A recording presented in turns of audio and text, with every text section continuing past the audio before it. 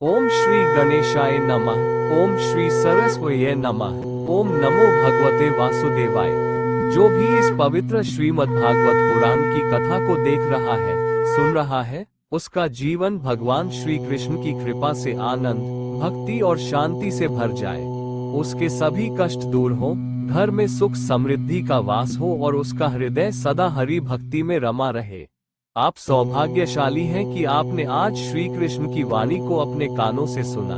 यह कोई सामान्य कथा नहीं, यह वह अमृत है जो आत्मा को मुक्त करता है। आपके जीवन में सच्ची शांति, भक्ति और प्रेम का संचार हो, यही श्रीहरि से प्रार्थना है। विष्णु पंचल चैनल पर आपका स्वागत है। यहाँ हम लाए हैं आपके लिए श्रीमद् भागवत पुराण की श्री कृष्ण वाणी, जहाँ हर शब्द में है श्रीहरि का प्रेम, हर श्लोक में छिपा है जीवन का रहस्य और हर कथा में गूंजता है ब्रह्म का स्वर। ये सिर्फ एक पुराण नहीं, यह वो अमृत है जो हमारे जीवन को दिशा देता है। यह वह दीप है जो अंधकार में भी आत्मा को प्रकाश दिखाता है। जो भी इस वाणी को सुन रहा है, उसके जीवन में शांति, प्रेम और भक्ति का संचार हो, यही हमारी प्रार्थना है। चलो अब श्रीमद् भागवत कथा सुनते हुए कृपा ध्यान से सुने। बोलो श्री राधे कृष्णा, जय श्री कृष्ण। भारतीय जीवन धारा में जिन ग्रंथों का महत्वपूर्ण स्थान है, उनमें पुराण भक्ति ग्रंथों के रूप में बहुत महत्वपूर्ण माने जाते हैं। पुराण साहित्य भारतीय जीवन और साहित्य की अक्षुण्ण निधि है। इनमें मानव जीवन के उत्कर्ष और अपकर्ष की अनेक गाथाएं मिलती हैं। भारतीय चिंतन परंपरा में कर्मकांड युग, उपनिषद युग अर्थात ज्ञान युग और पुराण युग अर्थात भक्ति युग का निरंतर विकास होता हुआ दिखाई देता है। कर्मकांड से ज्ञान की ओर आते हुए भारतीय मानस चिंतन के ऊर्ध्व शिखर पर पहुंचा और ज्ञानात्मक चिंतन के बाद भक्ति की अविरल धारा प्रवाहित हुई। विकास की इसी प्रक्रिया में बहुदेववाद और निर्गुण ब्रह्म की स्वरूपात्मक व्याख्या से धीरे धीरे भारतीय मानस अवतारवाद या सगुण भक्ति की ओर प्रेरित हुआ। पुराण साहित्य सामान्यतया सगुण भक्ति का प्रतिपादन करता है। यहीं आकर हमें ये भी मालूम होता है कि सृष्टि के रहस्यों के विषय में भारतीय मनीषियों ने कितना चिंतन और मनन किया है।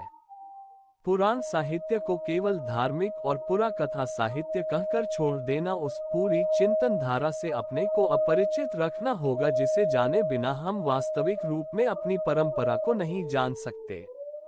परंपरा का ज्ञान किसी भी स्तर पर बहुत आवश्यक होता है, क्योंकि परंपरा से अपने को संबद्ध करना और तब आधुनिक होकर उससे मुक्त होना बौद्धिक विकास की एक प्रक्रिया है। हमारे पुराण साहित्य में सृष्टि की उत्पत्ति एवं उसका विकास, मानव उत्पत्ति और फिर उसके विविध विकासात्मक सोपान इस तरह से दिए गए हैं कि यदि उनसे चमत्कार और अतिरिक्त विश्वास के अंश ध्यान में न रखे जाए तो अनेक बातें बहुत कुछ विज्ञान सम्मत भी हो सकती हैं। क्योंकि जहां तक सृष्टि के रहस्य का प्रश्न है, विकासवाद के सिद्धांत के बावजूद और वैज्ञानिक जानकारी के होने पर भी वह अभी तक मनुष्य की बुद्धि के लिए एक चुनौती है, और इसलिए जिन बातों का वर्णन सृष्टि के संदर्भ में पुराण साहित्य में हुआ है, उसे एकाएक पूरी तरह से नकारा नहीं जा सकता। महर्षि वेदव्यास को इन 18 पुराणों की रचना का श्रेय है। महाभारत के रचयिता भी वेदव्यास ही हैं। वेद व्यास एक व्यक्ति रहे होंगे या एक पीठ, ये प्रश्न दूसरा है, और यह बात भी अलग है कि सारे पुराण कथा कथन शैली में विकासशील रचनाएं हैं, इसलिए उनके मूल रूप में परिवर्तन होता गया। लेकिन यदि ध्यानपूर्वक देखा जाए तो ये सारे पुराण विश्वास की उस भूमि पर अधिष्ठित है जहां ऐतिहासिकता, भूगोल का तर्क उतना महत्वपूर्ण नहीं रहता जितना उसमें व्यक्त जीवन मूल्यों का स्वरूप। ये बात दूसरी है कि जिन जीवन मूल्यों की स्थापना उस काल में पुराण साहित्य में की गई, वे हमारे आज के संदर्भ में कितने प्रासंगिक रह गए हैं। लेकिन साथ में ये भी कहना होगा कि धर्म और धर्म का आस्थामूलक व्यवहार किसी तर्क और मूल्यवत्ता की प्रासंगिकता की अपेक्षा नहीं करता।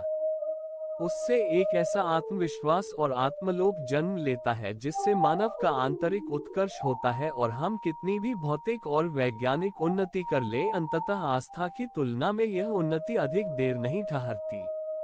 इसलिए इन पुराणों का महत्व तर्क पर अधिक आधारित न होकर भावना और विश्वास पर आधारित है, और इन्हीं अर्थों में इसका महत्व है। जैसा कि हमने कहा कि पुराण साहित्य में अवतारवाद की प्रतिष्ठा है।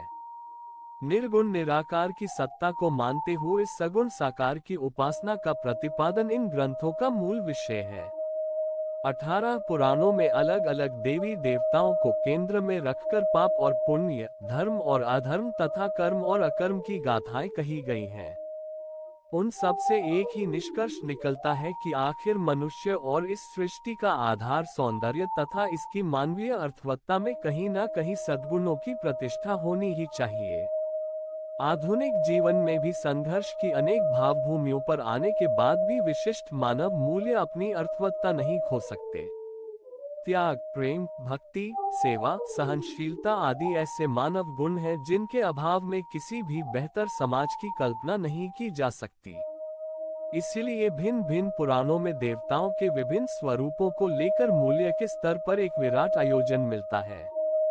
एक बात और आश्चर्यजनक रूप से पुराणों में मिलती है कि सत्कर्म की प्रतिष्ठा की प्रक्रिया में अपकर्म और दुष्कर्म का व्यापक चित्रण करने में पुराणकार कभी पीछे नहीं हटा और उसने देवताओं की कुप्रवृत्तियों को भी व्यापक रूप में चित्रित किया है, लेकिन उसका मूल उद्देश्य सद्भावना का विकास और सत्य की प्रतिष्ठा ही है।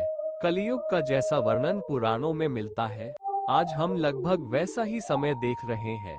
अतः ये तो निश्चित है कि पुराणकार ने समय के विकास में वृत्तियों को और वृत्तियों के विकास को बहुत ठीक तरह से पहचाना।